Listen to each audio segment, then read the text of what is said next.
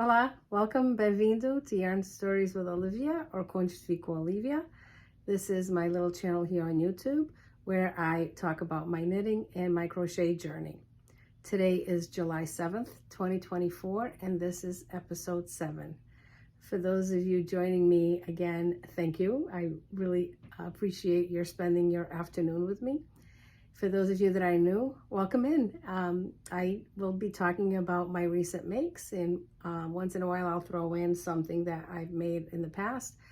I am a librarian, so you'll find a lot of librarianese here on this channel. It does have kind of a library theme to it. I just can't help myself. It's just part of who I am, right? And that's what this channel is about. It's about my journey with my yarn that I've acquired and what I've made with it or plan to make with it. And if this is the sort of thing you're interested in listening to, welcome in. So I'll start by saying that it's been 4 weeks since my last episode. I did hope to record something when we came back from vacation, but you know, life and work, after being away from work for 8 days, that kept me pretty busy for a while. So everything I'm going to show you today is going to be items that you have not seen. They were cast on after the last episode. You will have seen some of the yarn already when I talked about it as future knitting in the last episode, but they've been finished up. You can find me as Olivia30M on Instagram, where I'm pretty active, where I post all of my makes as well as a lot of my life journey, pictures of my vacations, pictures of my work activities. I'm pretty active on there, as I said, and you can see a lot of what I'm going to be talking about here today on there. If you want to find me on Ravelry, I am Olivia30 on Ravelry, where I do keep all of my projects up to date. I do have notes, what I've made, what yarn I've used, what needle I've used, etc. And if you find that I didn't mention it on here, which I will link everything that I talk about below, but if you don't find the pattern on here for some reason, if I've forgotten to put the link, you can find all that on Ravelry. So I think that is all the admin-y stuff. So if you're all ready, this is going to be a long episode. It's been 4 weeks, but not just the 4 weeks. It's just that there's been so many new items made. As I said, I've got I didn't say, right? I've got 4 FOs to show you. 3 that I cast on after the last episode. Again, I'm repeating myself. I'm sorry. I have 2 whips that are new. One of them is a test knit, and I have 2 older whips, one that's going to be a progress whip and one that you haven't seen yet. So I actually have, let's see, 1, 2, 3, 3 whips that you haven't seen and a progress whip, and a lot of dream knitting with all of the yarn. I did do a little damage to the yarn budget and brought some yarn with me back from Portugal. I'll be talking about my trip to Portugal spread out through here, because any way to avoid it. So much of what I'm going to be talking about has to do with that trip and the people that I encountered while I was there and the experiences that I had. So bear with me. I hope this is the sort of thing you'd be interested in, because there's just no way for me to edit that part out. I know it's going to fall in. It's just, but it's going to come out. I'm still so excited about the trip. I still cannot believe we had such a magical trip. And I would love to share it with you all. So I hope you enjoy that. So I've got new acquisitions in terms of yarn. No surprise there. I have some makes that I picked up from there from another very creative maker. So I'll show you all of that. And I'm just going to look around to make sure. Yeah, so it's going to be a long one. So hope you're ready for this. I'm drinking some water. If you feel like you need to pause me every once in a while, I totally understand. I do that sometimes with longer episodes when I watch. I do want to watch them all from beginning to end, but sometimes they're a little long. And yeah, pause, come back, whatever you want to do. It's great. So what are we going to start with? I think we're going to start with what's right over my shoulder, which is all new. So let me bring out my little pile of shawls. 3 that I made and 1 that I was gifted.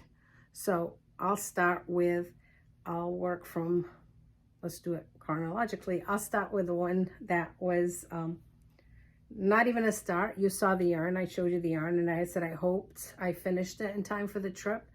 It was, see, so the last episode was 3 weeks before our trip, and I thought I wasn't going to have time to work on it, but I did.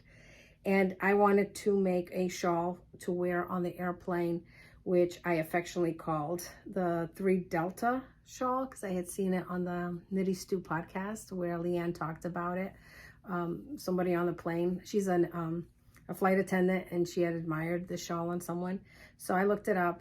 It's the Magic Spring Shawl, and yes, Magic Spring Shawl. And I did find the pattern. It's a free pattern, and I did it. And I used Sesium yarn, which is a 75-25. It's merino wool nylon. Sorry, I gotta show you this side. Oh boy, I'm a little out of practice. Bear with me here. And the colorway is library. So, you know, as a librarian, anytime I find yarn that is library, I have to buy it. And so I made the shawl, and here's what it looks like. And I should say that I used every little bit of yarn. I probably had 2 inches left by the time I cast off. So here's the shawl, so it starts here, and it's garter stitch, and it's got a little bit of lace to break up the monotony as you keep increasing. It's got another section of lace, and to the end we have more lace. So so you start casting off here, and you go across. And yeah, I'm pretty sure I ended up, this was my cast off, I'm pretty sure I ended up with about 2 inches of yarn left. So every little square inch of yarn was put into the shawl, which is my goal, is to use up as much of the skein. I'm trying not to end up with minis, because I already have a bucket full of minis. So this was the library shawl, and I put a picture in here. I was going to wear it on the plane, which I did on the airplane ride to Portugal. That's where we went on vacation.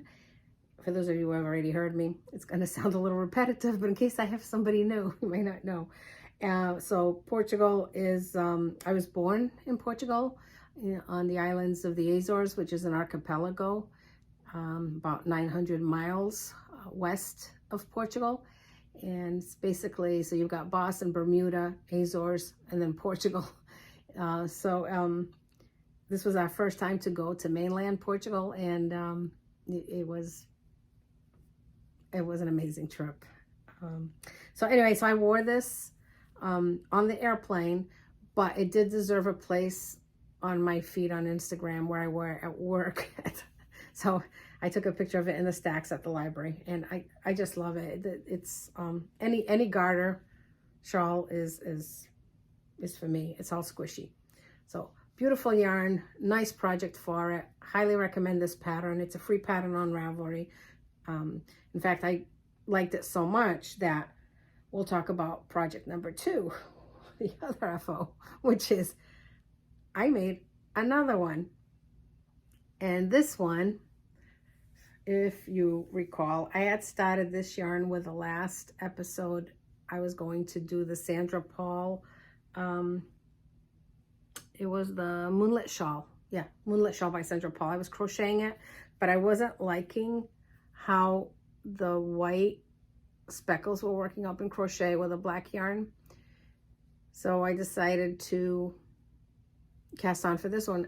I finished that one. We had gone camping down at Scussa Beach, which I believe the last video, yes, the last video I have it at the end. I done most of that one at the campground, and I had time to start this one, so I started this one there too. So the pictures on Instagram, you'll see that I took pictures of this at the campground. And this is how it was. It worked out nicely, but I felt, well, not felt, I saw it happen. I have pictures of it. When I got to the lace piece, the yarn did not show the lace well enough. It just, you know, if I wanted it to really have that effect of the lace, I thought I should just do it in a off-white color, or not even like a cream color, because this is, you know, we all know that white is a color that's hard to match, but I thought that this color worked out well. This is Tough Fluff Sock, Sweet Georgia yarn. And it was just natural color. And this is yarn that I picked up at Wicked Good Yarns in Braintree. And it's the first time I've used this yarn. I'm going to talk a little bit more about this yarn, but I do need to make a correction here on this other yarn. At the last podcast, I said it was 3 BM. so this yarn is Ken yarn. And this is all I've got left, this little itty bitty. But this is, because this is what it said on the label. I mean, it is 3 BM and it's beautiful. And by adding this Sweet Georgia yarn in here, I made it extra long, but the effect, I don't know if it's going to blow out because of the, my window here might give it a different color. I'm using natural light. I don't have a ring light, so this is my, you know, I'm sitting by the window in my bedroom. So this is, you know, so there it goes, the same concept, right? So garter, lace, a lot more garter, some more lace, and the rest of the garter at the end to finish it. So this here to here is the, pretty much the difference in this to finish it. So I wore this one on the return trip home. That one was on the way there. This one was on the return trip. And again, garter is just the cushiest, comfortable. But this was also the scarf that I wore when we did a lot of our touring on the day that we were in the Douro Valley. And the mornings in Porto, I found, started out really chilly. It got really, really hot in the afternoon, and then in the evenings, it got really, really chilly by the water. So having this was perfect because I could wear it in the morning, throughout the afternoon, just put it in my bag, and then in the evening, wrap it on again and feel like I was being kept warm. So that's shawl number 2 of the Magic Ring Shawl using Ken yarn and this Tough Love sock in color natural, which it's the first time I've used this yarn. As you can see, I've got a whole skein still left. And I absolutely love how soft this yarn is. I've heard people talk about it, but I'd never had picked up a skein. And it's a little on the pricey side. It's a little over $30 for a ball, or a skein, I should say. But it's very luxurious yarn. I wouldn't use it for sock yarn because I've talked about this before. I know my feet deserve nice yarn, but when I have yarn of this caliber, you know, with a nylon in it, and I know it could turn into socks, I want to use it as for a shawl. I want it around my neck. So this is going to end up as being something else eventually, where I can wear it near my neck. So let me just put it over here so I don't have, it doesn't get in the way. The third piece that I finished was my, it was my return trip cast on. I needed something to work on the airplane. And for this one, it is the, this one is called the May I Borrow This Please shawl. I've made these before. It works up really nicely. It's easy to remember. It's got enough of a repeat that it doesn't get boring. It does have garter. It does have knit. It does have a little stitches, stockinette stitches. And so I cast this on, and for this one, cast this one here.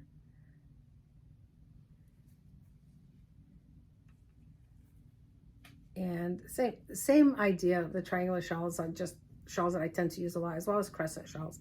Same thing, and then you cast off at the end, and this is the end.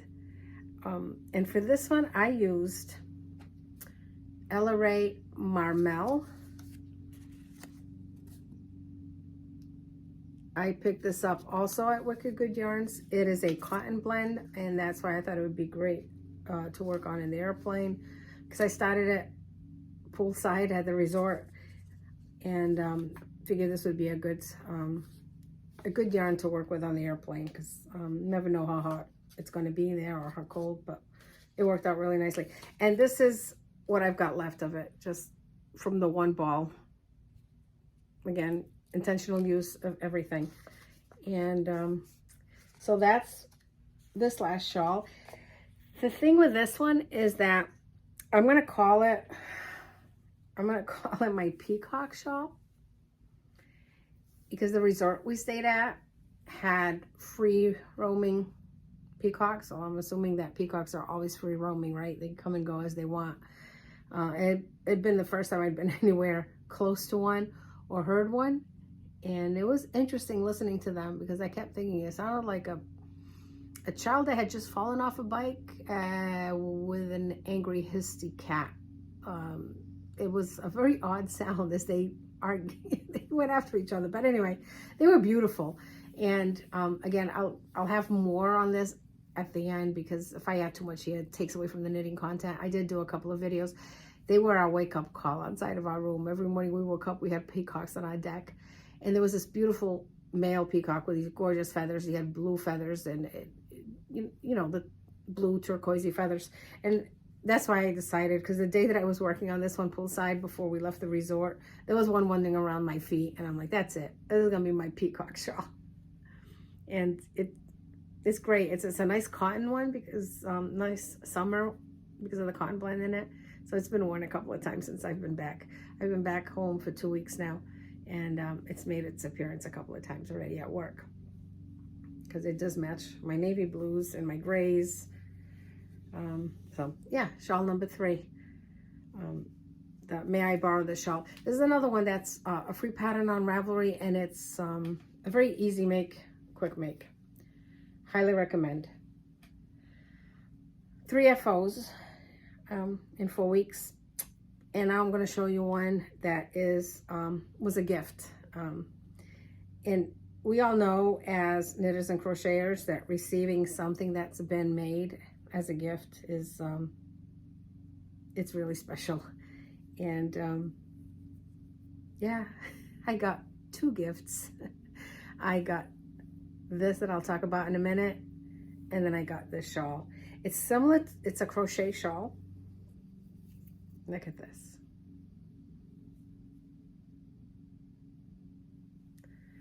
Oh, I think I'm losing light. Oh, but you can see the color, right?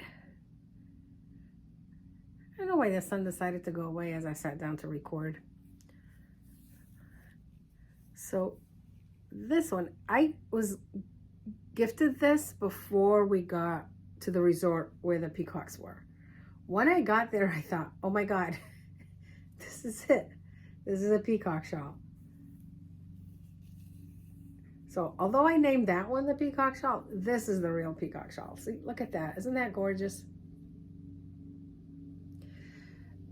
It's a variation of the virus shawl. She didn't give me the pattern. I should say that this gift was given to me by Manuela, Natalio. She is someone that I had met through Instagram as a maker. She had discovered my podcast, and I've been watching my podcast, and then we connected via Instagram. She does live in the area of Portugal, and when discovered that I was going to be there, she had hoped that we would meet, and we did. And I'll insert a photo here of us.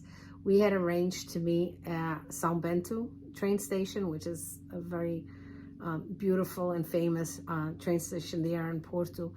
And at the time, I thought, well, she's going to be able to find me easily because she has seen all of my pictures on Ravelry. And it occurred to me that, wait a minute, I don't know what she looks like, because although we'd been talking on Ravelry a lot of, I'm sorry, not on Ravelry, we've been talking about on Instagram, a lot of times it was her makes and I would see her hand, but I never saw her face because I was actually following her, was her business page and not her personal page. She sent me a photo of herself sitting in a bench at the train station saying, oh, this is me. And I thought, I'm glad she did that because I have no idea who she looks like. I don't know, like who she is or what she looks like. So we spent, you know, we spent time together. We had lunch together, and that's where she gifted me with this shawl. And what a treasure.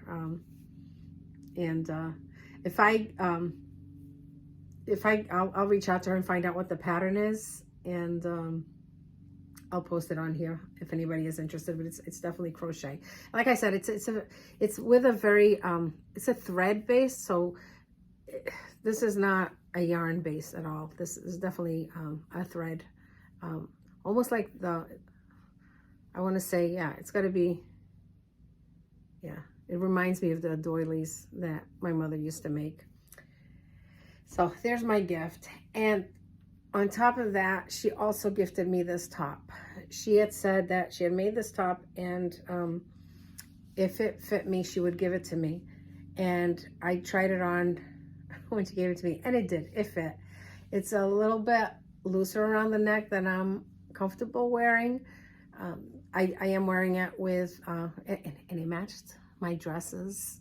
I have 2 dresses that match it perfectly, including this one.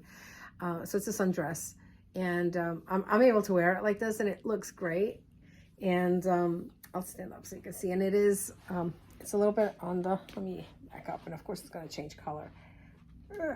It's a little crop top, and it fits. There's not, excuse me, there's not a lot of positive ease on this top for me, but these little crop tops, this is how I like to wear them. And so I'm okay with it. She did give me, so Manuela did give me the pattern, and she did give me the rest of the yarn that she had if I wish to add more to the collar or to length. I'm going to leave the length the way it is because the length, it works fine with my dress. It's perfect. But I probably will add a couple more rows here just to close it up a little bit more. That way I can use it with something besides these 2 sundresses that I have. If I just wear it without anything underneath, it's too flash dancey for me. Remember that flash dance? Yeah, it's something I want to wear to work. So I don't have the ball band with the yarn, but she did give me the pattern, and the pattern is called Fulvia, and it is, I mean, the neckline is pretty much the way it is, and it is in Portuguese, the pattern. So I'm gonna try, I might try, give it a try. I've been trying to knit and crochet reading in Portuguese. It's not as intuitive because it's so much easier, you know, than knit purl, but I am going to give it a try. And according to, let me see if it says, it just says to use organic cotton, 100% cotton, in the color 00338, but I don't know what brand. Oh, wait a minute. That's where the pattern is from. Of course I know what it is. It's right here.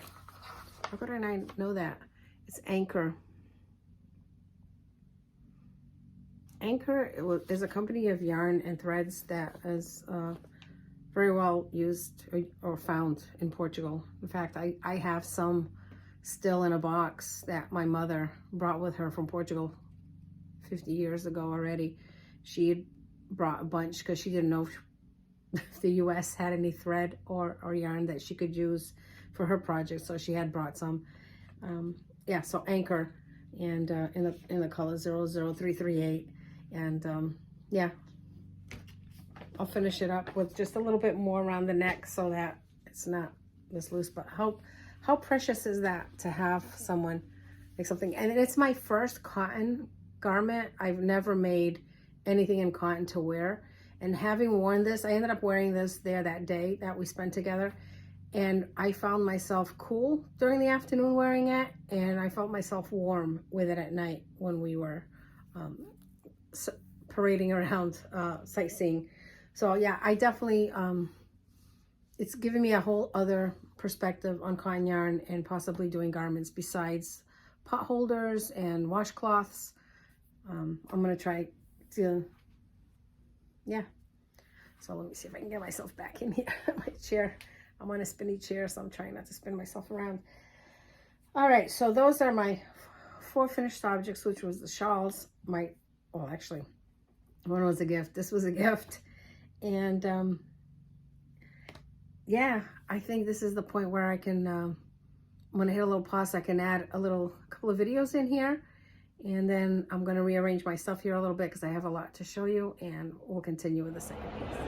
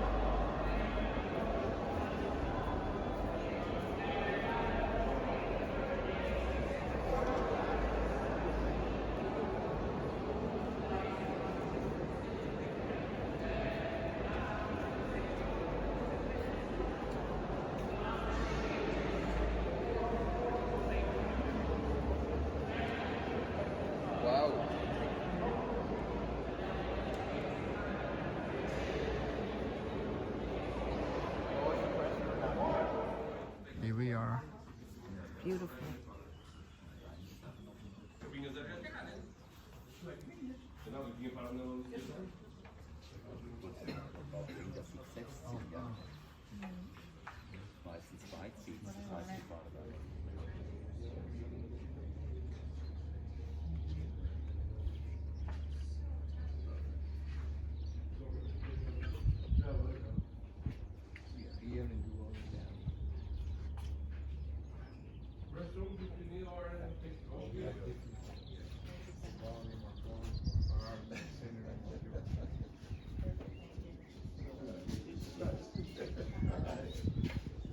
Well, welcome back.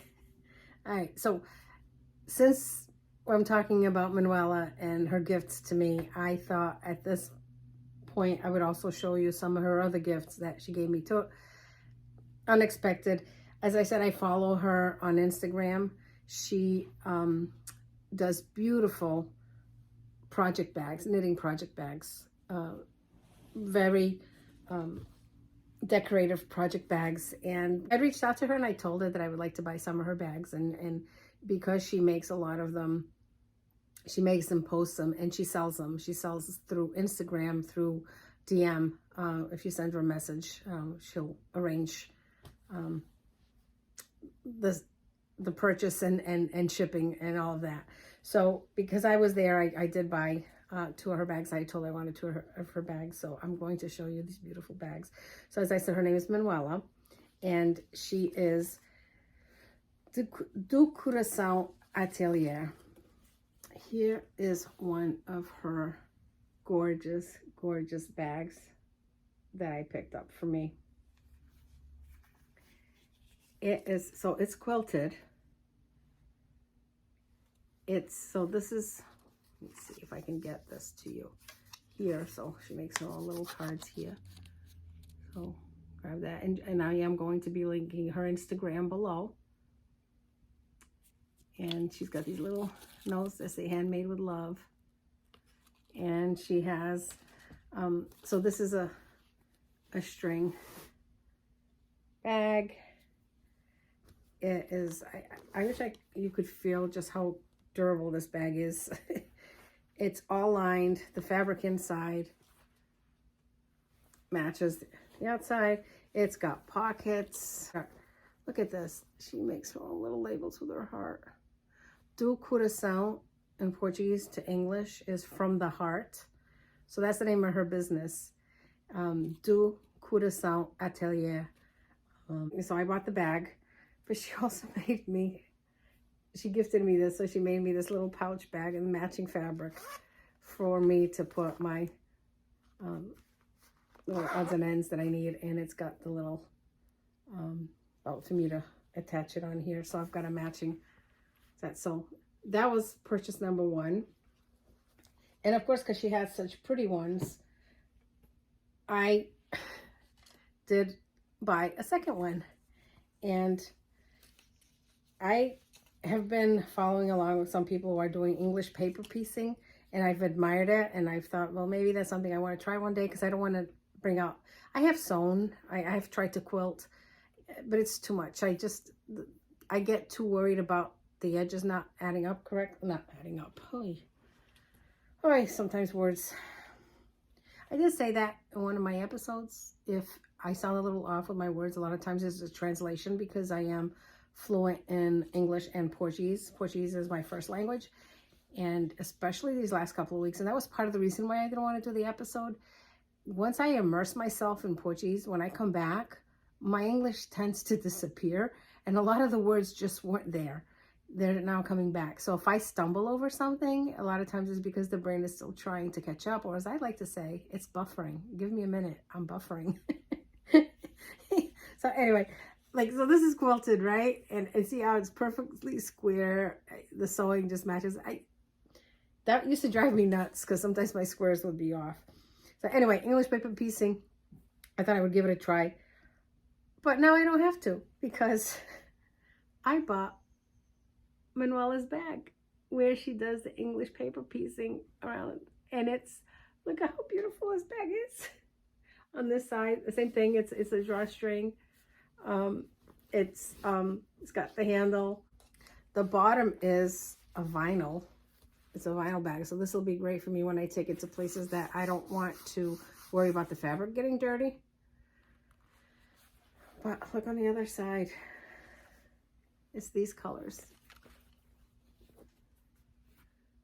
And this woman didn't stop gifting me stuff. She also, well, those I bought. She gifted me the little pouch to go with them. So let's see, gift, the shawl is a gift, the little pouch was a gift. But then she gave me this this bag for me to put my crochet hooks. And it is a, look at this. I mean, that's all hand sewn on. It's all hand stitched. The little bonnet. And a little heart on the inside too. So this is going to be for my crochet hooks, instead of them being in a plastic Walmart pencil holder. I'm going to put all my crochet hooks in here. One more. And she gave me this one. Look at this. A little bonnet. And it's got the little button holder. All quilted. And then on the inside with a zipper, again, to put more things in it. But it's for my wooden needle tips. Now here's the story with this one. And the thing is, I hadn't even told her this situation. I haven't told you guys this situation either. But sometimes things just sort of fall into place. It's very odd how things work in the universe, how the universe spins things for us. So this is going to be a little bit of a story time, and it will tie into this. When I have gone to Portugal on vacation, I will always take my works in progress. I take a couple of works in progress, and leaving out of Boston is no issue, as we all know. We can take our knitting needles, wood needles, metal needles. It's not a problem. For some reason in Portugal, knitting needles are still not allowed on planes. So the first year I went, I had just one project bag with me to work on the plane, and it was a shawl. And it was Knit Picks needles, I think, that I was using at the time. So not very expensive needles, metal needles. But I had this shawl just halfway done, and I didn't have anything else prepped to take on the plane. So I was so devastated when the gentleman there, the security gentleman, as my suitcase well, my carry-on went through the conveyor belt, and it got pulled aside, where he asked, can I open the bag? I said, sure. He goes, and what is this? And he pulled it out, and he said, we don't allow this on the plane. And he asked for scissors because he was going to cut the tips off. His colleague, a female colleague, looked at my project and said, oh, this is gorgeous. And she looked at him and she said, you can't do this to this lady. She put all this much work into it. You can't cut those off because her work will be ruined. So he looked at her and deferred to her and said, well, so, I don't know if she was the one in charge or not. So she said to me, she said, don't worry about him. That just take it. It'd be a shame for you to lose this. Don't worry about it. So she let me take it. No problem. All right. So that was the first time. You think I would remember that? The second, third, and fourth time? No, I didn't. Out of Boston, no problem. Get the report, that happens. So I want to say, yeah, trip 2, trip 3, that happened. By the fourth trip, it got worse with me. And I don't know why I forget these things. The fourth trip we did in 2022, we tend to go every other year. 2022, I took maybe 6, 7 whips with me. We were going to be there for 14 days, almost 14 days. I thought I need all these whips with me, but that wasn't enough. I took all of my knitting needles with me too, because if I bought yarn there and I wanted to cast on a new project and I didn't have the needles, I might as well take it. So this is my travel bag, or actually it's the bag that I have with all of my knitting tips on it. It's something I bought a long time ago. It is Pendleton. I can't even remember where I got this. But this is where I keep all of my, and I started with all knit picks because that was what everybody was using. And this is what pretty much all of this is knit picks, which I still use because I like it. I'm very comfortable with it. So this allows me to have all of my, my cables are in here, all of my needles, which I've got them sized here. I even still have like a plastic one, which somebody had given me a plastic one. So there's all of my needle tips. There's all my needle tips on this side as well. So as you can see, I had wood and metal tips in here. And of course, this was in my carry-on. This, with all of my needles. And of course, pull over. Open the bag. What is this? My knitting needles? And I'm like, oh no, I can't believe you forgot that this stuff has to be checked in. I didn't even take one out. I just, the whole thing went. So I almost lost my whole set because, I don't even know how I would have checked in this because our luggage was already towards the plane. And so I thought, okay, here goes. And I asked, I said, I'm sorry, I didn't realize. So they left me out with a warning again. Now, mind you, this is my 4th warning. I didn't want to take a chance this time around. I'm like, I can't, because now I've got some of my whips that I'm working on. I'm using Chiago needles. I thought, I'm not taking that chance. So I'm like, I have to find wood needles to take with me. And I had, I had planned to buy some wood needles, but I had one day, again, as I said, the universe. I don't know how the universe has this happen, but there's some powers that are in place that I don't know how to explain it. One day I popped into my local charity shop. I've talked about it before, Savers, and was looking through it. And no yarn was there. There was no yarn, but in a bag was, and nobody would know what this is. I'm just opening it up so I can take out the price so I can show you guys.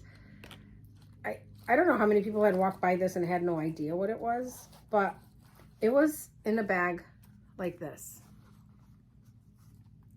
Opened up. They had opened up, so it's it's a pouch of tulip wooden needles. So they didn't have it like this because nobody would know what it is, but in the craft section they had it opened so that you could see that it was needles, and it came with the extra cables and the gauge marker, and it's got little markers there, but they were all there. There wasn't one set missing, and they were all new. And this is what I paid for it. $3.99 for the set. So I didn't have to order any wooden tips from Knit Picks. I had the whole set. So I thought, all right, this is what I'm going to pack in my case, because this is not going to set off any alarms. It's all wooden needles. So this is what I had planned to take with me, which I did. I took this. Yep. Manuela gives me this. So how awesome that I have this so that I can pack my needles, because I have more needles from Knit Picks that I have on this little elastic here that I want to pack in here now for my next trip. So I've got my my options interchangeable here. I've got, yeah, I got a few. So I'm going to be putting these in here. So how perfect is that? I don't know how these things happen, but how beautiful this gift, so that I can take a needle. Because now this is going to be very visible. Now I'm going to put in here all my wooden tips so that when I do go, I won't set off the alarm bells, security at the airport. We'll be going to the Azores, and each of my adventures with my needles has been at the airport in the Azores. I'm not sure how it is in the mainland, although Manuela did tell me that it sounded like a familiar story with some of her friends who have traveled outside of Portugal and come back. They bring the needles inside of a pencil case wrapped in clothes so it doesn't set off the alarm. So I'm not sure when Portugal is going to decide that knitting needles, metal knitting needles, are not a problem, a safety problem anymore. So anyway, that's the story with this one. How's that? It's quite a bit, huh? Well, you probably have paused me a couple of times already. It's okay. I would have paused myself at this point too, because I'm not even, yeah, there's a little bit more for me to talk. I'm going to talk a little faster if I haven't already, because I'm worried that the sunlight is going and I want you to be able to see some of the stuff that I have here, and just to record all of this over again is going to be too much if I wait for the sun to come out tomorrow. So let's see what I'm going to start with. I'm going to start with my my whips. I'll start with just really brief, just to give you an update on, well, on this one. I didn't even talk about it. I talked about each episode. I've been doing a sock a month, because I'm doing the Year of Socks 2024 a knit along, or make along, I should say, because you can crochet socks. And because of all the shawls, I did not get to work on my June socks. But I'm ahead, because in March, was it March? March, I did the DK socks. So I made 2 socks in 1 month. So I'm okay, I'm ahead. So no June socks. These will end up being July socks. And these, all I have so far on these is the cuff and the leg. I'm gonna start doing the heel turn. And for these, I'm using the same pattern of the last ones, which is the skip socks, the Skype socks, skip socks. You know, it's the slip, net, yarn over, slip over those 2. It's a beautiful stitch. I love this stitch, and I really liked how I worked up with a striping yarn, and I thought this would be good with this yarn. This yarn I'm using is Lion brand sockies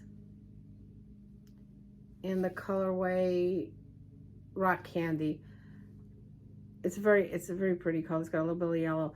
The reason why I'm using these is because a friend of mine a lot of my friends just give me yarn because they're like, oh, I've got yarn I never use, I'm going to give it to you. In this case, that's what this was. I got a bag of yarn donated by my friend's mother-in-law, and some of it wasn't yarn that I was going to use, so I donated that to the library.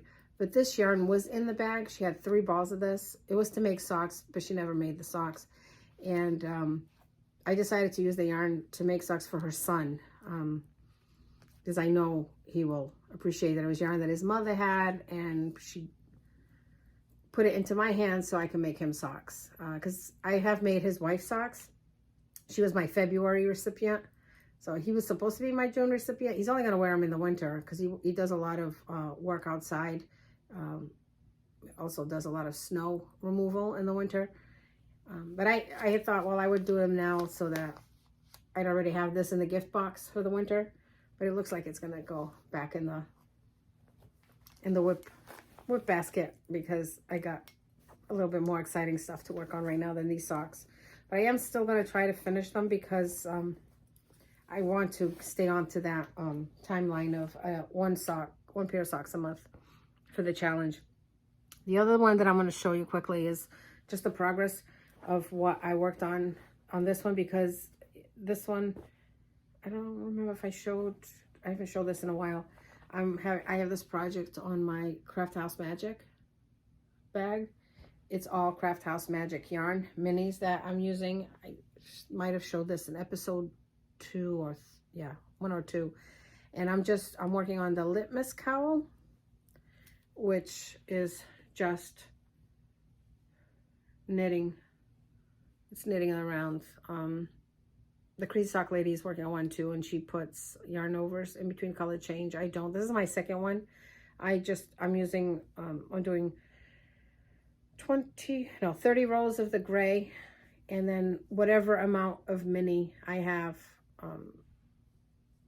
The minis are usually samples that she puts into her, when you order yarn from her, she puts little mini samples, and that's what these are. I'm showing you this because the last time I was up to here when I showed you where we were, and from here to here is what I knit on the 6-hour plane ride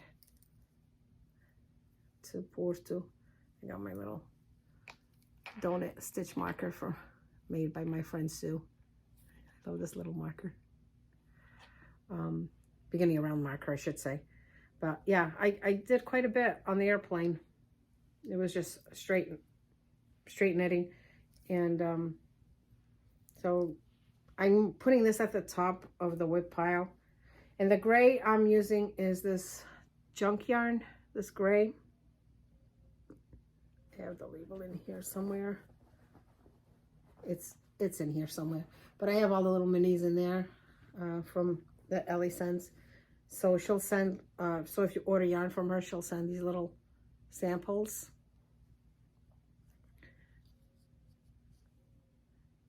That's her logo there. So that's what I've been using is these little, and on the plane, these were easy to skein up, or ball up, I should say. And yeah, it is. It's junk yarn, right? Yeah. Junk yarn is the gray. It's Boss Sock, and it is the colorway Jeanette. Yeah, Boss Sock Jeanette. So I'm using that full ball and then all the minis to make this cowl. So probably won't show you this for a couple episodes again, but I do hope to finish this one up. Now on to the have I talked enough about Manuela yet? No, I got more to talk about Manuela and Du Coração do Atelier. Here's another one of her bags, which became my airplane bag. Again, with the English paper piecing. And these handles are perfect for over the shoulder. And this has become my latest favorite bag for taking to work with my yarn project. I'm showing it to you now in this section versus separate because it's holding one of my works in progress. And I hope I set you up here correctly. The phone kind of took a nosedive a minute ago. So in this bag, which, let's see if I can show you. So the inside's got pockets on the side as well. In this bag, I am working on an Isabell Kraemer project, the Yume. I had hoped to have this done so I could wear it for the Knit with Friends festival. Isabell Kraemer was there. I did get to meet her. Put a picture here. She was lovely. Well, everybody is. I don't know why we always think people are, we get so intimidated to meet people. I mean, for me, knitwear designers are like my celebrities. They're my rock stars. And while I'm comfortable approaching them and introducing myself and saying hi, I always feel like I'm taking of their time.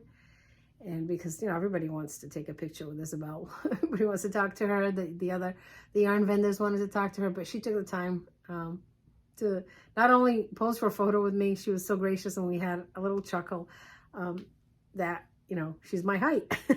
Usually everybody else is taller than I am because I'm a shorty. And we talked a little bit about the possibility of her ever coming and being here in the States and possibly going to Rhinebeck. But as she said, there's a lot of European festivals, and she does go to a lot of them. And in October, there is one in Italy, I believe. And I said to her, yeah, I'd be going to the one in Italy too if I could. So anyway, but I didn't get to finish this because I got so busy with the shawls. But I am working on the Yume. And I'm just about ready to split for sleeves on this. And it's a sea foamy green, and the color,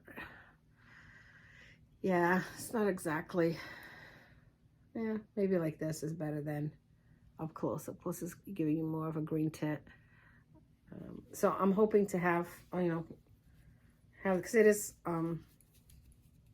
is working up nicely. I'm at the point that's just split for sleeves, and then it's all garter stitch. Garter stitch. Stockinette stitch. Then it's all just stockinette stitch. And the yarn that I'm using is, and I'm just so pleasantly surprised with this yarn. I had never used it before, and I started to use it, and I thought, wow, where has this yarn been in my life? It is the Elspeth Lavold Silky Wool, and it's the colorway 09. I'm not sure. Well, it's a turquoisey blue. So that's, I need to ball up another skein. This is, you know, what do I have? Yeah. So I got a few more rows to go, which is going to be the sleeves. And so that's that. And for this one, again, Robin, this is for you. I am now a professional podcaster. I am doing gauge swatches. I am. Of course, I do keep it in the bag because, you know, if I run out of yarn, this is going to end up going back into the garment. But I got perfect gauge with this, and I'm using a size 6 needle. No, size 5. Size 5 on this one. So it should be, it's my go-to. It's going to work lunchtime project. It goes in this bag to work, so I'll be, by the next episode, I should have it done. But how lovely is this bag? And I'll post a picture here too of how it made its way to the beach in San Miguel with me on the day that we landed there. So I see the test call for Pier 39, Isabell Kraemer design, and having just met her and having seen some of the yarn that she picked up and having picked up some yarn there, I put in for the test knit, see if I would get chosen. And I was so surprised I got chosen, because I said I could do either size 4 or size 5, and I would love to do it with yarn that I purchased in Portugal. And I will show it to you here. I was going to show it on their acquisitions, but because it ties into this test knit, I will show it to you here. This is the yarn that I picked up there. It is very luxurious yarn. I don't think I've got a lot of merino wool. I've got some stuff with linen in it, but I don't have much with silk. So this is the yarn that I picked up. And yeah, that's pretty true. So the sun is not messing up the color. And this yarn is Amanda. It's Robadal yarn, El Robadal. It's a Spanish yarn. It is 75% merino and 25% mulberry silk. And while I speak Portuguese, I have a real hard time with the Spanish which is very similar. I don't understand why I have such a hard time with it, but it is, you know, El Hobedal de la Santa yarn. And yeah, 400 meters. And I picked up 3 of these. And I picked up, this one was just Feliz y Punto, which is 75% silk and 25% linen. Or seda murera and 25% lino. And it is hand dyed in Spain. And it is scrumptious. And it's all of my colors right here. It is a thinner yarn than this one, just by a little touch, but not much. So in the test net, I said that I would use yarn that I picked up there, and that's what the plan was. And then I got accepted, and then I went to get the yarn, and then I walked with my yarn to the Swift. And I did not want to cake it up. I was like, it's so pretty. It's so pretty. I don't want to cake it up. Any of you guys do that? You like have your yarn and it's so pretty and you just don't want to cake it up. You want to leave it like this. And then I was reminded by my husband that we do not have a yarn museum, that we need to start working through the yarn. So, all right. So I did. So I offered it up to the Swift yarn gods. And I said, all right, let's kick it up. And yeah, kicked it up and cast on for the Pier 39, which let me show you what it looks like from the paperwork here. Which I think, honestly, this is, if you haven't seen it already, this is what the Pier 39 is.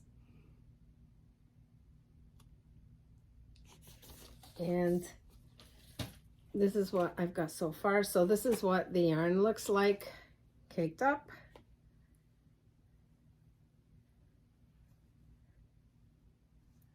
And just as pretty in the cake as it is in the skein. And where's the rest? This is what I've got, what I'm working on. That. Before I show you my top, let me show you my gauge swatches. See, I have 2 of them. I do 2 of them. It called for a size 3, so I did it with a 3, but I wasn't quite getting gauge. It was literally a stretch to get gauge, and I thought that is going to be, see, I can see my neck through that. I thought, nah, that's not going to work. So then I gauge swatched with US 4, which is a 3.5 millimeter, and then I did get gauge with it. And I've only got these 2 here. The other one like this is not in the bag, but I did get gauge on this colorway as well. So these, and then the difficult thing I had to do, the difficult choice I had to do was which is going to be the dominant color, which is going to be the stripes. So that it took me a while, but I had a hunch that I was going to go more with a brick since those are my colors. And I, asked my Mr. Miyagi, Robin, what would be her choice. And of course, she knows me. So she said this. And here is my net, my test net in progress on the Pier 39. Look how beautiful that yarn is. Oh, I wish, yeah, I think you can pretty much see. It's pretty true to color. And look at the stripes. I think I made the right choice, right? I've already split for the sleeves. There is a few ends. And I do have the shoulder. It is a saddle shoulder construction. I do have it on waist yarn because I was away this weekend. It was the 4th of July long weekend and we did go camping and I forgot to pack my barber cords, so I had to be a little creative and use some of the yarn to put on the stitch shoulder. So that's what all these ends are, as opposed to barber cords. And I do have it I'm using a size, as I said, it's a size 4 needle, 3.5 millimeter. And it's the first time I've used these needles. The cable is small, but it's working out well for me. This is the first time I've used these needles. These are the Scrappy needles by Addy. I didn't own a pair of these. I picked these up at Wool & Folk. There was a basket there with one of the vendors, and I admired it because it had this this texture to it.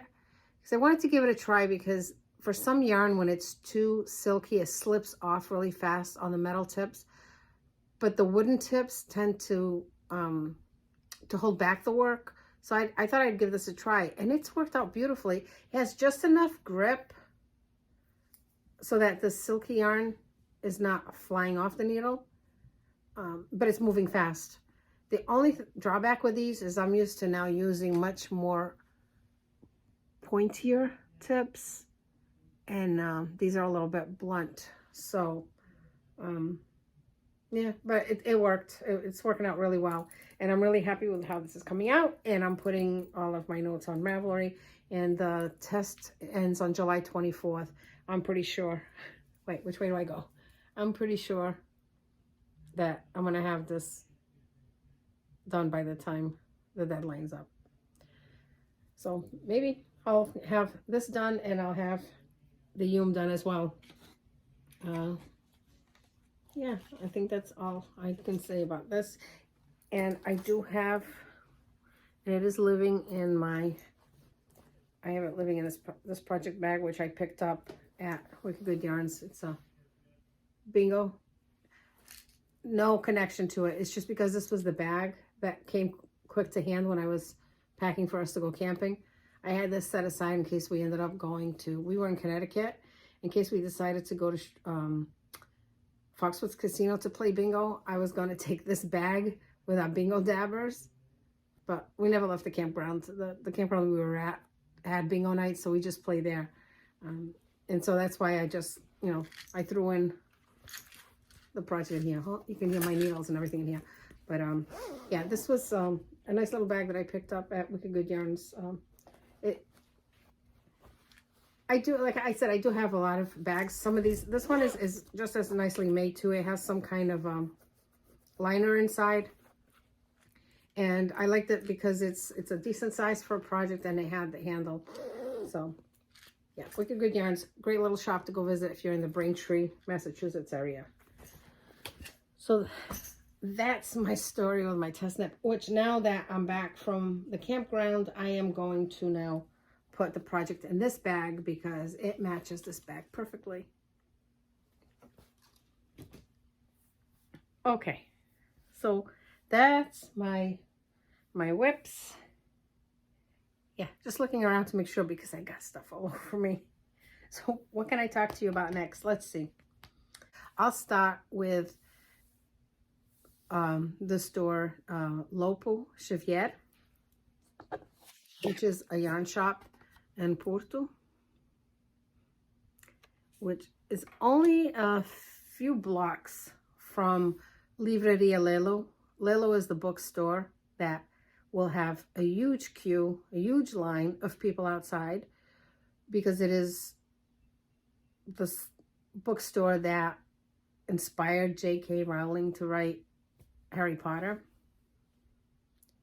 I'm a librarian. I've had enough Harry Potter to last me a lifetime.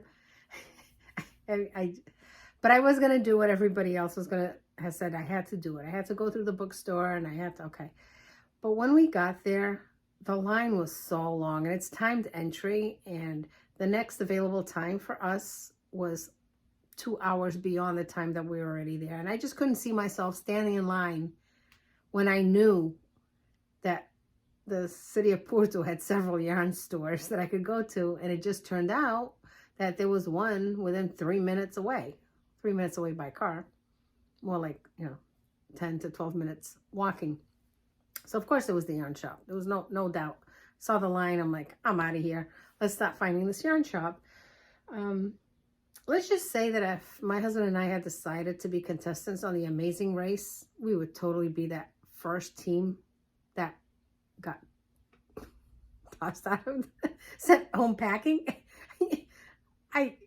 Anyway, we're walking, taking pictures, beautiful architecture, the whole thing. I know where we're going.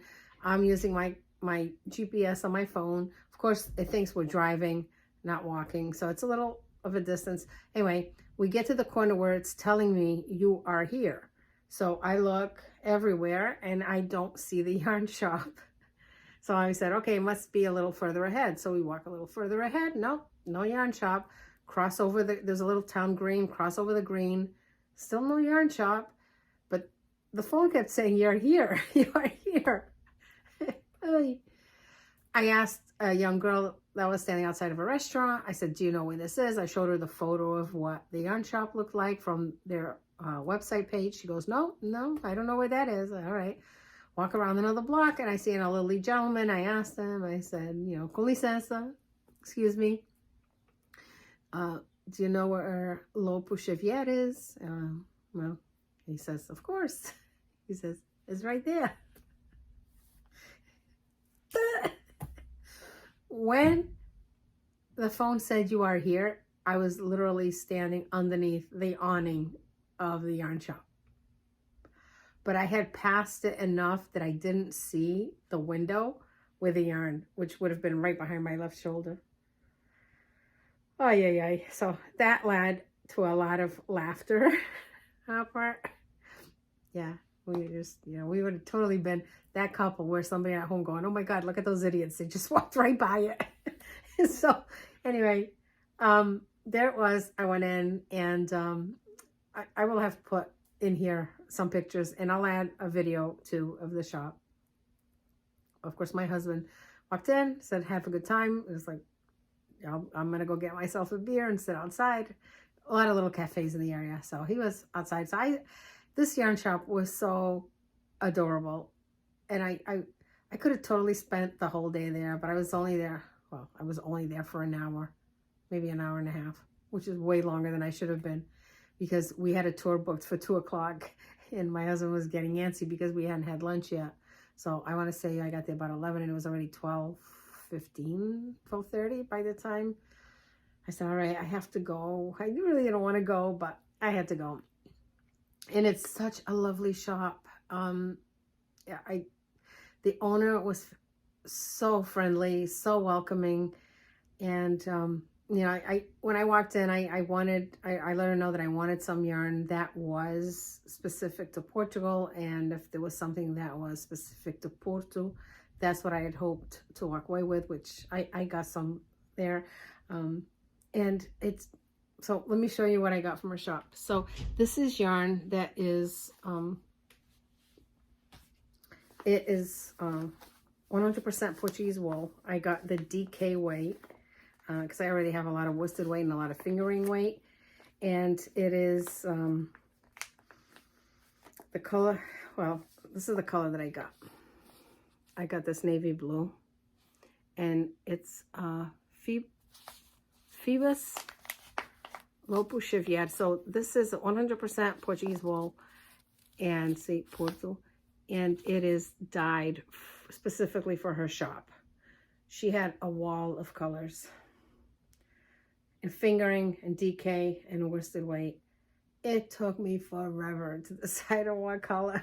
What color? I just wanted to buy them all. And so I ended up getting a sweater's quantity of the navy or this Porto color so that I can make something with it. And I have a lot of merino wool, so this does feel a little different than merino wool, but it's so much softer than, say, the Lanas Grossa that I've bought. So I'm really looking forward to it, to working with it. It's 100 grams, and it's, as I said, it's all hand dyed for a shop. So there's colorway and lot number. So I got these and a few other things, and I did look for the Rosario Quattro yarn, and she didn't have any more. It's just the last one she had was, she had one cake of it. As you know, I've used this before for a couple of projects, but I bought the cake because this will make a hat easily for me, a cable hat. And I love those tweedy bits in this yarn. This yarn, Rosario Quattro, the tweeds, are the little flecks that are left over from the yarn that they have at the mill. They've incorporated it into here, so it's a little bit of, you know, being conscientious about all the yarn that you've got and how you're going to use it, and that's why I really like this yarn. It's a worsted weight yarn. And then she also had this Kanyamu tweed, and this is a DK weight as well. It's a 3 weight. And it is 75% wool and 10% alpaca, 10% hemp, and 9% viscose. I have to think for a minute. Yeah, hemp, okay. And so I picked up 4. I'm not sure what I'll do with it, but it was the last 4 that she had. So I figured I would help her out by taking the 4 balls that she had to close out what she had in this color, or this yarn, because she explained to me that this is winter yarns, and right now they were dealing with a lot of spring summer yarns. So that was her shop, and she was so lovely. She packed it up. I took it out of here so it wouldn't make a lot of noise, but she packed it into these bags, and I'll tell you that I have 2 of these bags. This one came with all of that yarn that I picked up for me, and I've got an identical bag with this same yarn as well, but in green colorway, which is for my friend Robin. Every time I go on vacation, or she goes on vacation, we will text each other about yarn if we want some. And when I told Robin about the wall of colors, and I sent her a picture of the wall of colors, she asked for the green. So I brought her the green.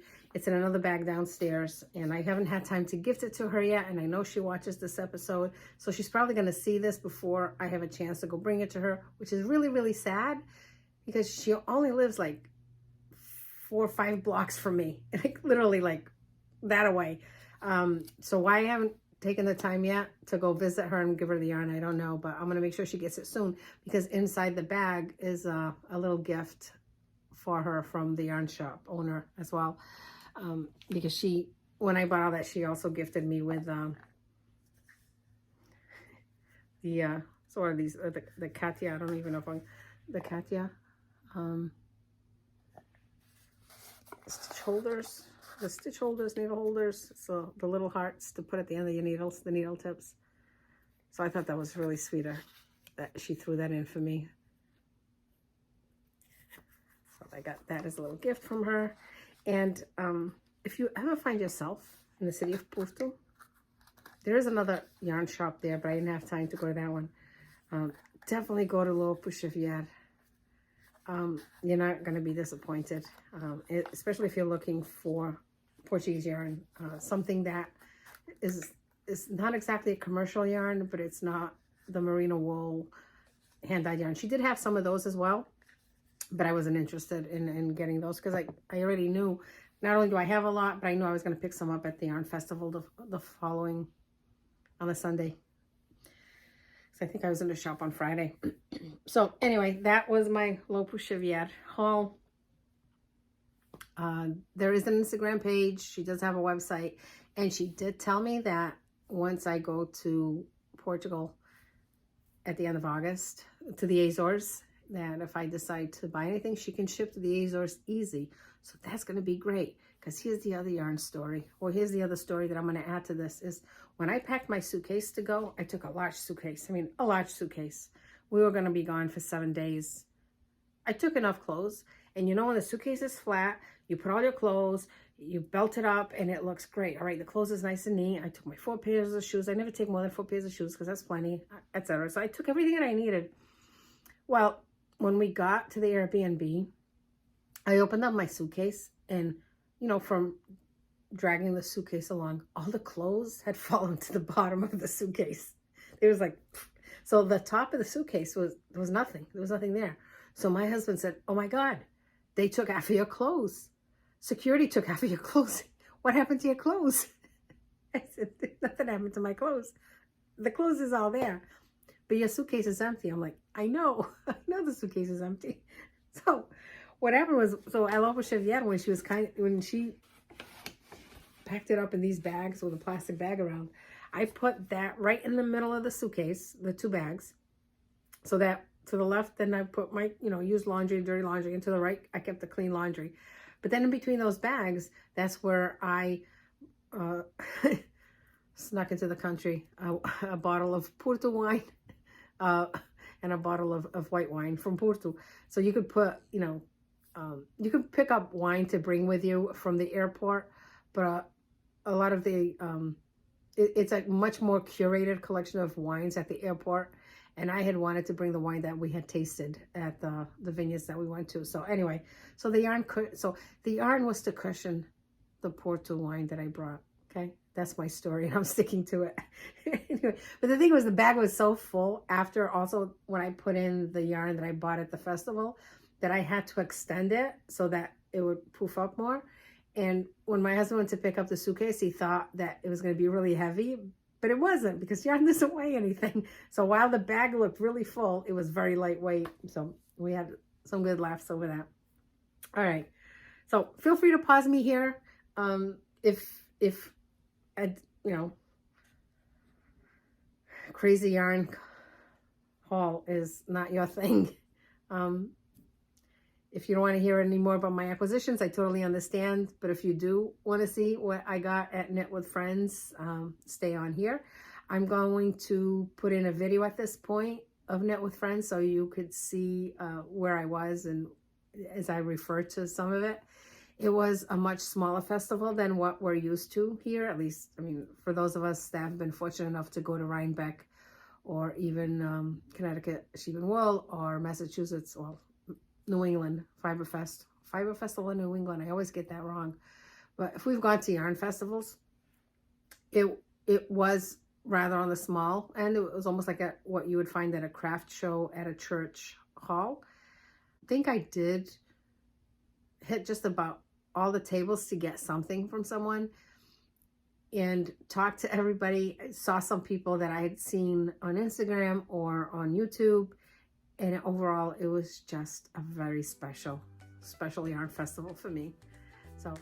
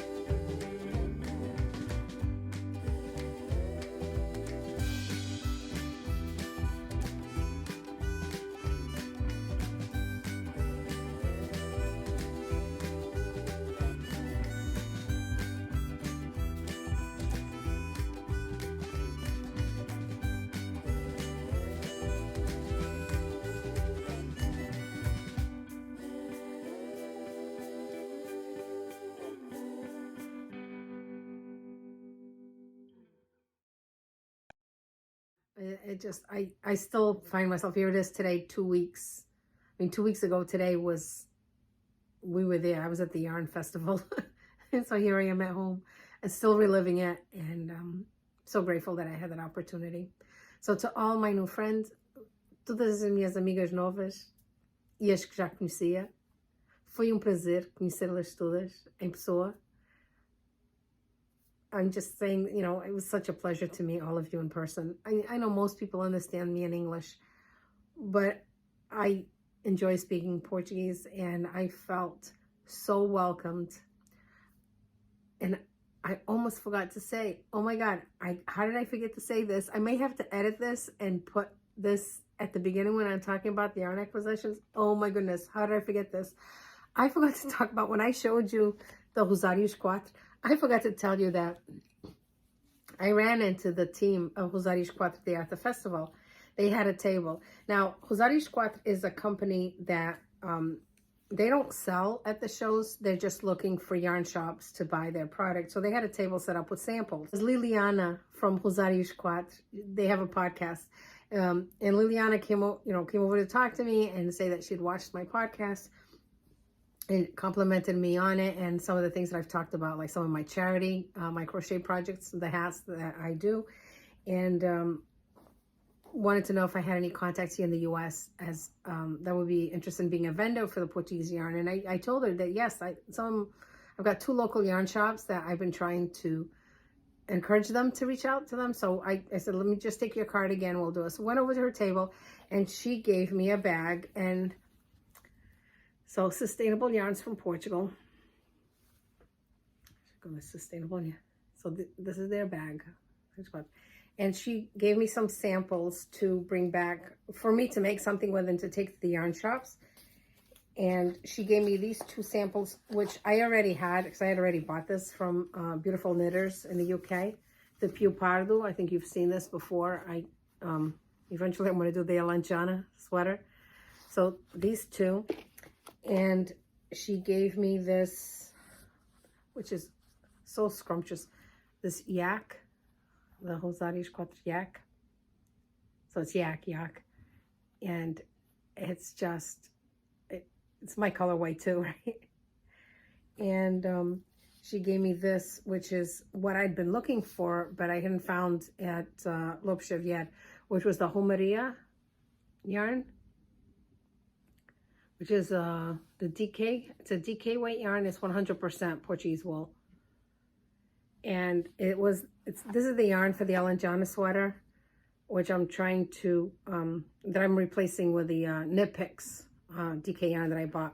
But look at this.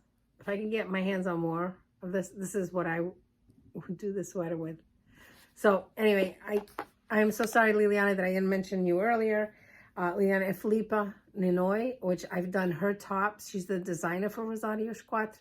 I've done her Amora, Capa Amora, and I've done the cable sweater that you saw in episode 3 or 4. So it was so great to meet them in person, and I'll put a picture in here too of us meeting if I haven't already. And again, what a treat it was to meet them in person. And another bag with yarn, gifted, not purchased. That should have fallen under the gift section. So anyway, so let's start with some of the stuff that I got. One of the things that I had wanted to do was I had wanted to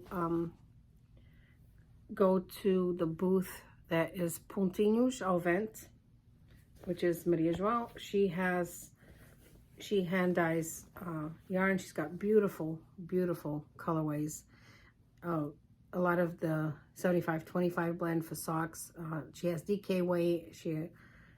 It's just, her stuff is gorgeous. But I picked up a few of her yarns, which she then graciously gifted me with a bag, which is embroidered by her, Pontinhos ao Vento. And this is the bag that came with the yarn that I picked up from her. This is her booth, or her table, I should say, was the one that I had already budgeted for, and I spent a little bit of money at her booth because she only sells in Portugal. She does not ship overseas. So I had already set aside some money for this. And the first thing I picked up was the Show colorway. And it's in her soft sock base. It is this aqua with aqua flex. And it is Blue Ocean. And it's with all merino, $25.75. It's, no, I'm sorry, $85.15. Her base is $85.15. It is just so soft. And I just thought with it being the Show colorway, I had to pick it up, and we'll see what it's going to be. I'm not sure. But to go with it, I then got this one, which is also the soft, but this one is soft DK, and it's green teal. Yeah.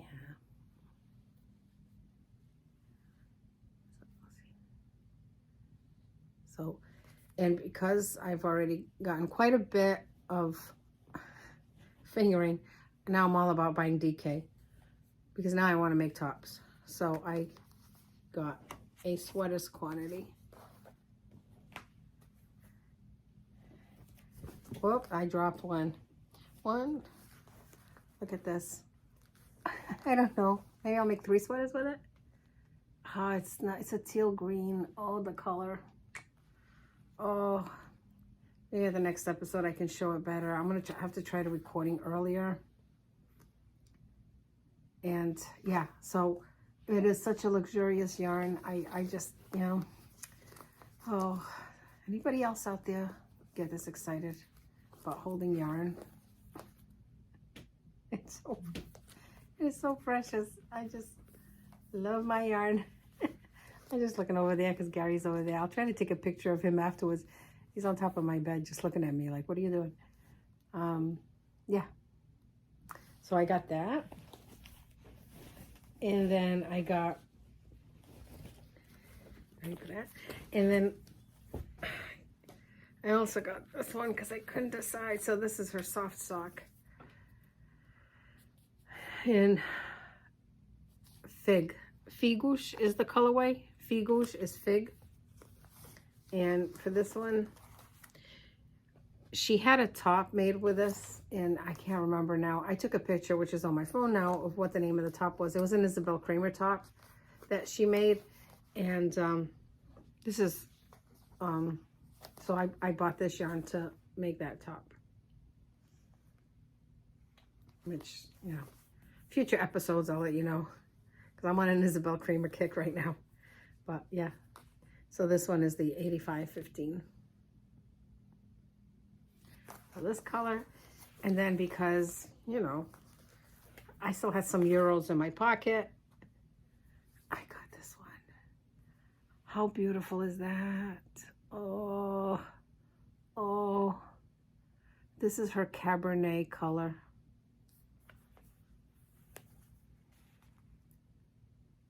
How gorgeous. So she has let me know that when I am there in August, that I can order yarn from her and she will send it over by plane to the Azores. I just have to give her the address of the Airbnb where we're staying. And so I think over the next few weeks, I'm going to be saving some money up to get some more of this, because this is absolutely stunning. I would have gotten more if she had had more, but this was, I think, one of her popular sells. Was it? Or was it just me saying, no, you've bought, I think it was me saying, Olivia, you've bought enough. You need to go support the other vendors. But it's gorgeous. See? What a beautiful yarn. Okay, there we go. Right here on the basket next to me. What else? Then I got this one because it is, all right, so this is Night Star. It's blue face Leicester, 20%, 70% blue face Leicester, 20% silk, 10% cashmere. was also stunning. This is for color pooling, and there was an example there of a shawl, the color pooling shawl. So of course this is just, you know, it was just stunning. I had to give it a try.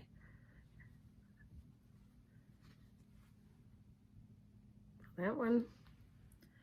And then to support small vendors. No, this one will be last. I'll show you this one last because I'll show you this one first. Because this one also comes with a story. This is Audi yarn from Audi Heterosadia, which is, she's in Lisbon. She's located in Lisbon. She was at the show. And look at this. Isn't it beautiful? This is 90% merino wool and 10% cashmere. And it's made in Portugal. And it was just, she had 3 of these left in her booth, and I don't really have much in the green, and I thought, yeah, this needs to come home with me as well. I don't know what I'm gonna do with it, but it was yarn made in Portugal. So how pretty is that? And then I also wanted to, she had these minis there too, like a fade. It's 80% new wool and merino extra fine and 20% nylon, also dyed in Portugal. And I just thought these minis would be pretty for something. As a fade or as a cowl, this is going to be great. So that was Audi. Hey, and then I wanted to support another vendor that was close by, and it was Colosco Woolen Fibers. And they were selling minis, and I think this was the table where I had the last 20 euros. These were 5 euros a piece, these little minis. So I said, all right, this is, you know, this is going to be my last stop, my last table. So I got these minis. And then trying to make my way out. No, it wasn't quite my last stop. I saw this. I had to get it. It is Inês Costa Design. She was selling shawl pins and the knitting pins.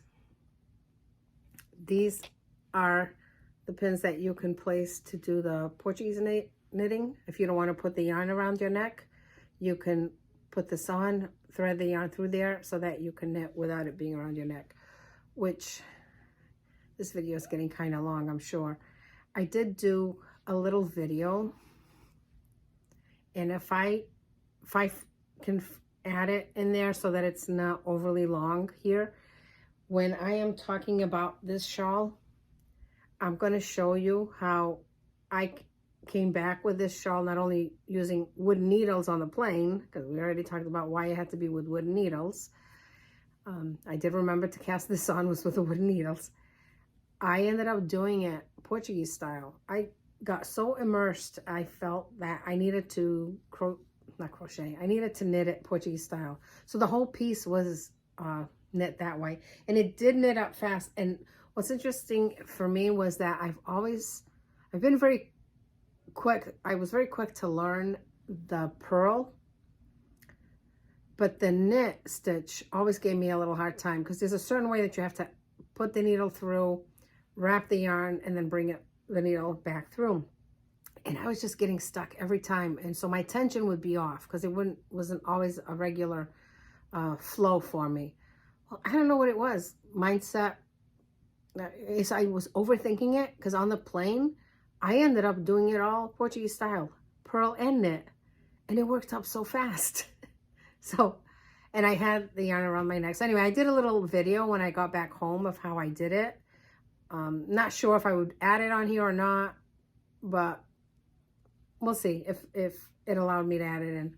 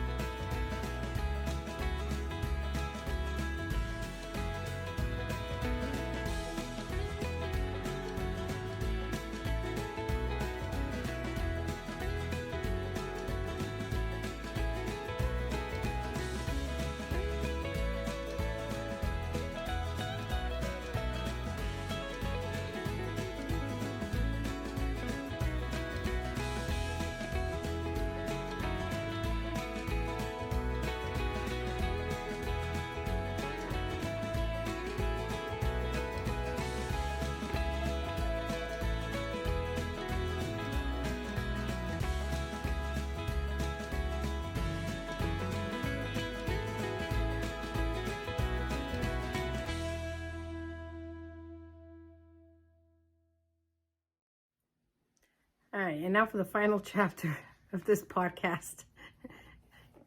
So I'm way past the whole 500 subscribers, and I had thought once I get to 500 subscribers, I'll do a little giveaway, and they got to 700. And when I went to Wicked Good Yarns, the last time I was there, she had those bingo bags. I picked up an extra bingo bag, but this one is in red. That I'm putting this in as a gift. So what I did was, since I enjoyed being at the Lope Chevier so much, and I enjoyed her shop so much, I decided to bring a skein of the DK in the red as well, and to go with this bag. So this will be a prize that I'll make available here, and I will do the random comment generator thing. I think I'll learn how to do that. I've been impressed so far with how much I've learned here on YouTube on how to podcast, record, edit, etc. I'm sure I'll be able to figure out how to do this. And the key word that I'm going to ask for is vacation. If you comment below with the word vacation, whether it's a dream vacation that you might have, or a vacation that you just went on and really enjoyed it, anything with the word vacation, what it means to you, then I will use that as the keyword for this. And this will be the price for this episode. So in wrap up, if you've stayed with me this long, let me just say that here at the end, I'm going to add a little bit about our dream vacation, or my husband's dream vacation. So we went to Porto, which the plan had been to be there for the 6 days in Porto, at Porto Central, with 2 days tacked on it towards the end, going to the Douro Valley, which is north of Porto, which is where all the vineyards and the wineries are. And that was a bucket list trip for my husband. He'd always wanted to do that, and with it being his 60th birthday, that's how we were going to celebrate it. I did do the Yarn Festival on Sunday. His birthday had been on Saturday, so we had done some touring on Saturday, his restaurants of choice, etc. Sunday I did the yarn show. Manuela did accompany me on Sunday, so we spent the whole day together on Sunday as well, which was magical. Having this new friend accompany me throughout the day, meeting the vendors, meeting the other makers. In terms of the Douro Valley trip, it was amazing, spectacular. We got to go to Quinta da Pacheca, which is the hotel resort where it is a working vineyard. They do produce all of their wines, their port wines, but they have a section of the hotel which is wine barrels. The rooms are inside these large wine barrels. We can see out, we can't see in. Every morning we woke up to the peacocks waking us up, as I said earlier, and it was just glorious. The scenery is beautiful. The weather, we had beautiful weather while we were there, so it made it very difficult to leave, but we had to leave. And our flight, there was a little snafu with our flight, a mistake on my part, not the airline. And our direct flight to Boston, we missed our direct flight to Boston on that day. Again, I don't know how these things happen, but it happened. We found ourselves on a flight to São Miguel Açores, to Ponta Delgada, which would have a direct flight to Boston the following day. There is a lot of direct flights between Boston and São Miguel. And anyway, we flew into São Miguel that night, and talk about the cherry on top of our Sunday was being able to spend 18-hour layover on the island, our island, where we were both born, where we are going to be in August. But to be there by ourselves for 18 hours without family and friends, because we always go in a group, it was a little bit magical. We found ourselves eating at 11 o'clock at night al fresco at a restaurant downtown. Fresh food that he cooked for us. We walked what we call the Avenida, which is the Grand Avenue. Very peaceful, very safe at midnight. And the following morning, we got a cab. Well, first we did a little shopping and for some more wine to bring in the suitcase. John's suitcase could fit 2 more bottles of wine. And we took a taxi to his hometown of São Roque, where we ate at one of our favorite restaurants there on the beach, Praia Popolo. and it's the Beach Club restaurant where he got his mursela and ananas. Mursela is what you would say blood pudding. The English will know what it is. And on the island, it's served a lot with pineapple, ananas, pineapple. I got my favorite, which is the apple salad, green apple salad with a fresh cheese. And it was just absolutely perfect. We spent the afternoon there. We walked, and sadly, 5 o'clock came. We had to take the taxi back to the airport. I think I'm going to stop because this is going to be almost a 2-hour episode. I can't believe that I've talked this much. Thank you. If you're still here, muito obrigada. If you remember to click, like, subscribe, and all of that stuff that's supposed to happen. If you know of a friend or two that might like this channel, please refer it. I'm enjoying seeing how it's growing. I'm really enjoying the connection I'm having with people, the comments I'm getting, I'm responding to. Yay to fellow librarians out there. I'm loving getting that connection with you. And I think I've talked enough. I'm going to say goodbye. Thank you again. And until next time, muito obrigada. Até a próxima. Stay well. Estejam todas bem. Adeus. Abraço a todas. Tchau.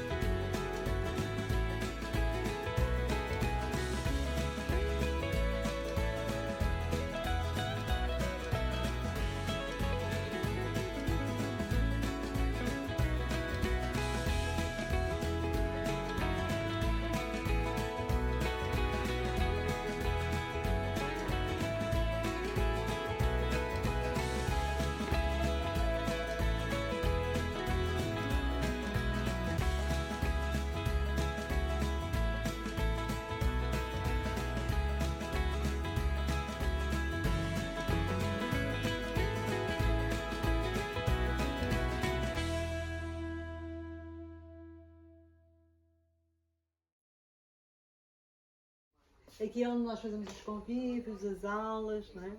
É um cantinho adorável. Parece a casinha da avó, não é? É mesmo.